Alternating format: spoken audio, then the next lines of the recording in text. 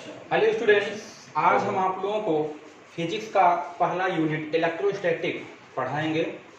Electrostatic में हम लोग शुरुआत करते हैं चार्ज से, क्योंकि पूरे इलेक्ट्रोस्टैटिक में हमारा जो मेन टॉपिक है वो चार्ज, उसकी प्रॉपर्टी और चार्जेस के बीच में कितना फोर्स अप्लाई होता है, जिसके लिए फॉर्मुलेटेड किया कूलम्स ने, तो कूलम्स लॉ इसमें पढ़ेंगे और उस पर बेस्ड न्यूमेरिकल।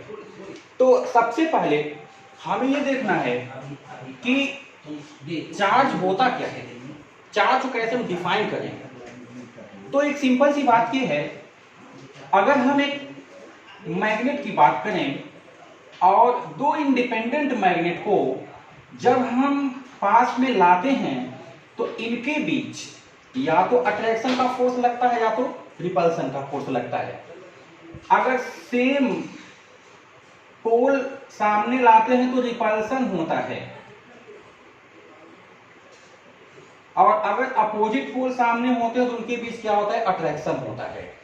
ऐसे ही जब हम दो चार्ज की बात करते हैं तो चार्ज के बीच में भी क्या होता है, अट्रैक्शन होता है और रिपल्सन होता है। Like charges repel to each other और अपोजिट चार्जेस के बीच में अट्रैक्शन होता है। तो यहां पर जब हम दो मैग्नेट की ही बात करते हैं तो उनके बीच या तो अट्रैक्शन होगा और या तो रिपल्सन होगा। तो ये अट्रैक्शन या रिपल्सन क्यों होता है? एक्चुअली में ये सपोज किया जाता है कि मैग्नेट्स के जो पोल होते हैं वहां से magnetic lines of force rise होती हैं। मैग्नेटिक लाइंस ऑफ फोर्स जो हमें दिखाई नहीं देती, हम उनको फील करते हैं। किस फॉर्म में फील करते हैं? In the form of attraction और रिपल्सन फोर्स। तो यहां पर जब दो मैग्नेट के बीच में उनके मैग्नेटिक लाइंस ऑफ फोर्स में इंटरेक्शन होता है तो उसका रिजल्ट होता है अट्रैक्शन और रिपल्सन।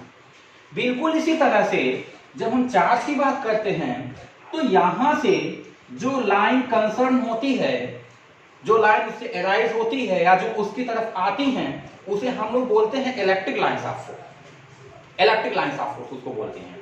जब दो इलेक्ट्रिक लाइंस ऑफ फोर्स के बीच में इंटरेक्शन होता है तो उसका रिजल्ट होता है अट्रैक्शन और रिपल्सन।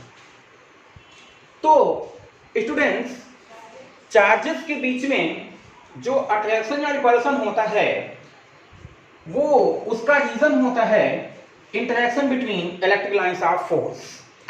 तो हम चार्ज को डिफाइन कैसे करते हैं कि charge is a property due to which any object या एनी मटेरियल एक्सपीरियंस और produce electrostatic force of attraction और रिपल्सन। इस पूरे चैप्टर में हमें चार्ज की प्रॉपर्टी को शो करना है, दिखाना है। तो अगर मैं बात करूं कि चार्जिंग क्या होती है, किसी चीज को कैसे चार्ज किया जाता है, तो वहां पर हमें यह बताना होगा कि सपोज करो कोई मटेरियल है, इसको हमें चार्ज करना है। अगर मैं इसको ध्यान से देखूं तो हमें पता चलेगा कि इसमें न्यूमरस ऑफ एटम्स हैं। अगर एक एटम की बात की जाए तो इसके न्यूक्लियस में प्रोटॉन और न्यूट्रॉन होगा और इसके ऑर्बिटल्स में इलेक्ट्रॉन्स होते हैं। अगर हम किसी भी एटम की बात करें तो इनिशियली वो न्यूट्रल होता है। क्यों न्यूट्रल होता है? क्योंकि उसमें नंबर ऑफ प्रोटॉन इक्वल होता है नंबर ऑफ इलेक्ट्रॉन। प्रोटॉन पे जितना पॉजिटिव चार्ज होता है उतना ही इलेक्ट्रॉन पे निगेटिव चार्ज होता है। सपोज करिए कि यहां पर 6 प्रोटॉन है और 6 इलेक्ट्रॉन है, तो ये नेट चार्ज इस पे 0। अगर हम इसी सिस्टम में, इसी एटम में एक इलेक्ट्रॉन प्रोवाइड कर दे बाहर से, तो अब यहां 7 इलेक्ट्रॉन हो गया। तो 6 प्रोटॉन 6 इलेक्ट्रॉन तो कैंसिल आउट हो गए होंगे, 1 इलेक्ट्रॉन जो है वो यहाँ एक्सेस में हुआ, तो इस पे जो चार्ज डेवलप हो जाएगा वो 1 इलेक्ट्रॉन के बराबर चार्ज डेवलप हो जाएगा। अगर हम 2 इलेक्ट्रॉन इसको प्रोवाइड करते हैं तो 2 इलेक्ट्रॉन जब इसको प्रोवाइड करेंगे तो यहाँ पर 2 इलेक्ट्रॉन के बराबर चार्ज डेवलप हो जाएगा। अगर इसको हम n इलेक्ट्रॉन प्रोवाइड करेंगे तो यहाँ पर n इलेक्ट्रॉन के बराबर निगेटिव चार्ज डेवलप हो जाएगा। It means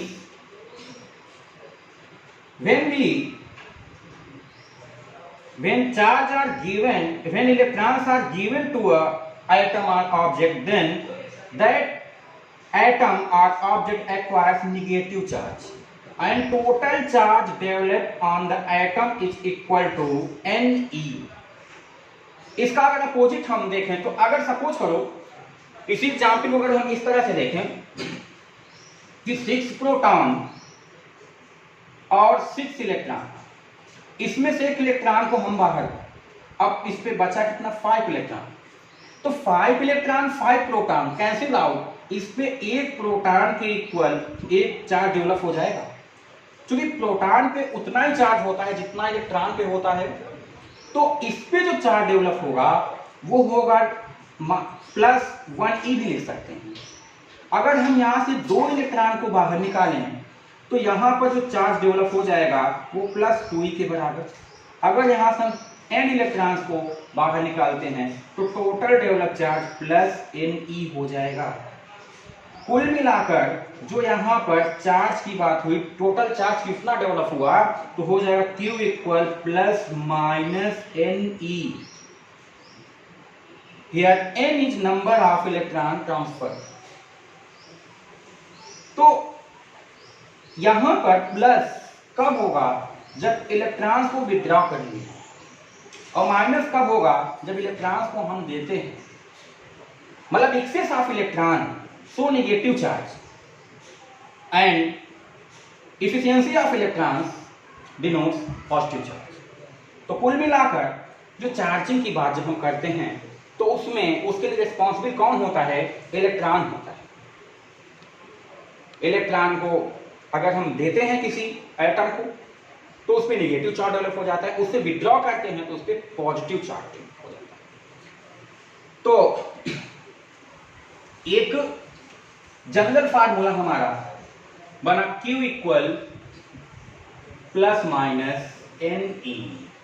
Q ±ne। अब चार्ज की कुछ प्रॉपर्टीज के बारे में बात करते हैं। सपोज करिए कि अगर इसी को, इस फार्मूले को हम इस तरह से शो करना चाहें क्वेश्चन में कि कोई ऑब्जेक्ट है, an object having charge -4.8 × 10⁻⁻19 Coulomb. किसी ऑब्जेक्ट पे -4.8 × 10⁻⁻19 कूलॉम का चार्ज है। आपको यह बताना है कि इस पे कितने इलेक्ट्रॉन की एक्सिस है या डिफिशियंसी। तो सबसे पहले तो अगर माइनस है, इसका आंसर अगर हम देना चाहें तो सबसे पहले तो अगर माइनस है तो ये शो कर रहा है कि बाहर से इसको इलेक्ट्रॉन लिया गया है, मतलब इस पे क्या एक्सेस है इलेक्ट्रॉन्स। कितने इलेक्ट्रॉन्स की एक्सेस है तो हम ये फार्मूला लगा सकते हैं, ये फार्मूला हम लगा सकते हैं Q Ne या N Q/E। तो यहां से Q की वैल्यू है 4.8 × 10⁻⁻19 अपान इलेक्ट्रॉन पे चार्ज होता है 1.6 × 10⁻⁻19। ये कैंसिल हो गया, कितना या 3। आंसर हुआ कि इस पे 3 इलेक्ट्रॉन्स की क्या है, एक्सेस है। 3 इलेक्ट्रॉन्स की एक्सेस है। तो कहने का ये मतलब है कि किसी भी बॉडी पे जो चार्ज डेवलप हुआ है उसका 2 ही मतलब होगा, या तो इलेक्ट्रॉन उसको दिया गया है या उससे इलेक्ट्रॉन विड्रॉ लिया गया है। तो वो कैसे डिसाइड होगा, चार्ज अगर निगेटिव है तो उस पे एक्सेस है इलेक्ट्रॉन की, अगर पॉजिटिव है इसका मतलब उससे इलेक्ट्रॉन विड्रॉ किया, डिफिशियंसी इस पे इलेक्ट्रॉन की।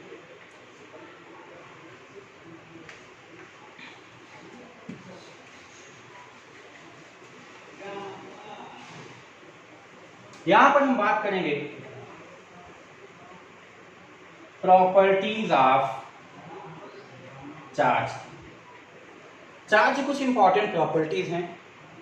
इसके बाद हम लोग आएंगे कूलम्स लॉ पे, और हम आपको पीडीएफ के फॉर्म में आपको प्रोवाइड कर देंगे नोट्स। तो ये जो प्रॉपर्टीज ऑफ चार्ज है, इसमें नंबर 1 प्रॉपर्टी है कि same type of charge repel to each other and opposite type of charge attract to each other. जैसे पॉजिटिव चार्ज है प्लस क्यू,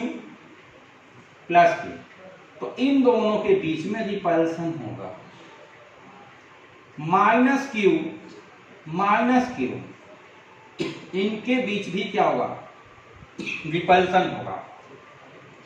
बट अगर ये प्लस चार्ज है और क्या है, माइनस चार्ज है, तो इनके बीच क्या होगा, अट्रैक्शन होगा। तो सेम नेचर के जो चार्ज हैं उनके बीच रिपल्सन होगा, और अपोजिट टाइप के चार्ज जो हैं उनके बीच क्या होगा, अट्रैक्शन होगा। चार्ज दो ही तरह के होते हैं, पॉजिटिव चार्ज है, निगेटिव चार्ज। तो अगर ये क्वेश्चन आपके सामने रखा जाए,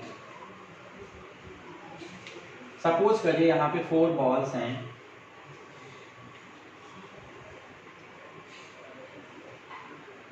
ए बी सी डी, और यहां पर आपको कुछ इंफॉर्मेशन दिए जा रहे हैं। जैसे ए अट्रैक्ट टू बी, दूसरा इंफॉर्मेशन है B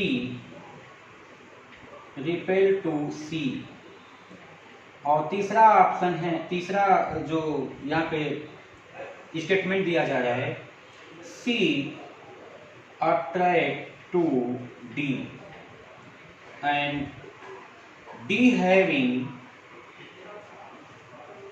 positive charge, then find out nature of charge on A, B and C। तो गिवन है कि D पे कैसा चार्ज है, पॉजिटिव।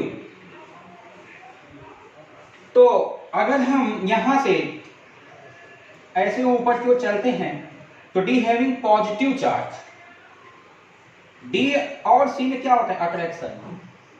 इसका मतलब सी पे क्या रहा होगा, निगेटिव चार्ज।